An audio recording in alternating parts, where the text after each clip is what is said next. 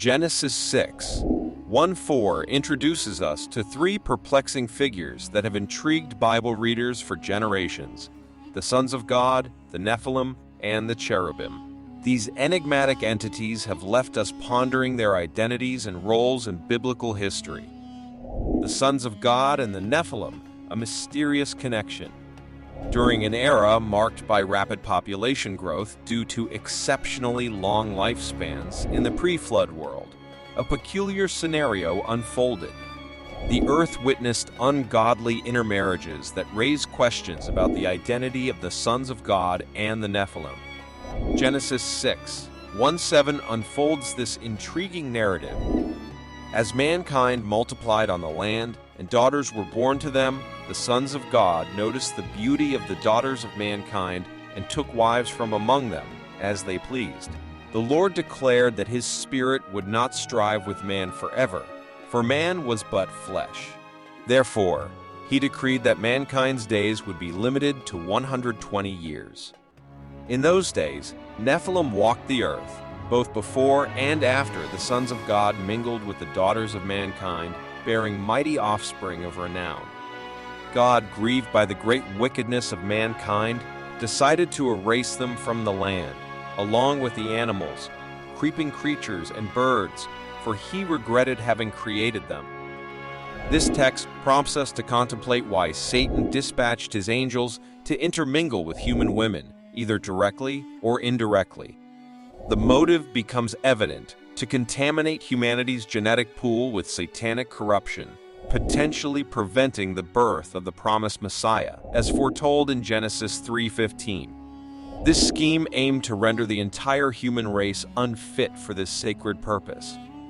God's response to this pervasive wickedness is encapsulated in the phrase, "My spirit shall not strive with man forever."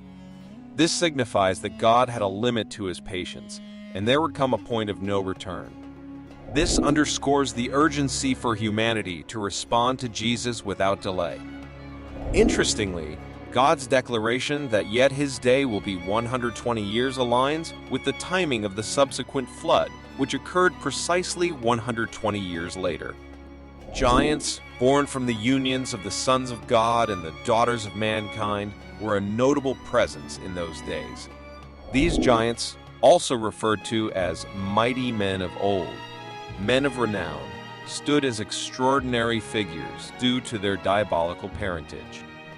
The text underscores the profound wickedness prevalent in Noah's time, highlighting that every intent of the thoughts of his heart was only evil continually. Perspectives on the identity of the sons of God. The identity of the sons of God has sparked debates, with three primary perspectives emerging. They were fallen angels, powerful human rulers, or godly descendants of Seth intermarrying with wicked descendants of Cain. Arguments favoring the traditional view of the sons of God as spirit beings who intermarried with human women include consistent references to sons of God as angels in the Old Testament.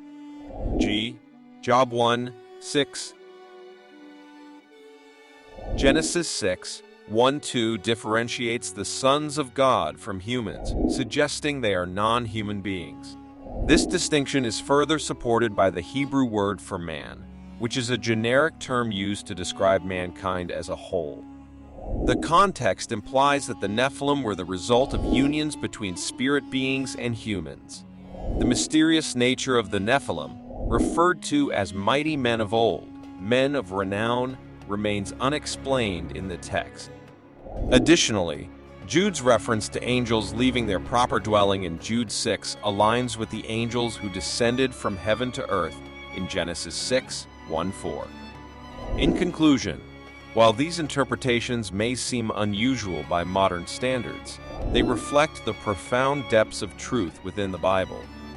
The mysteries surrounding the sons of God and the Nephilim remind us that God's world often defies our common beliefs and perceptions. The sons of God's attraction to the daughters of men marks a pivotal moment in biblical history, sparking curiosity and contemplation for generations.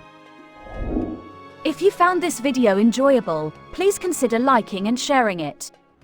Additionally, Subscribing to this channel will ensure that you receive more updates in the future. Thank you.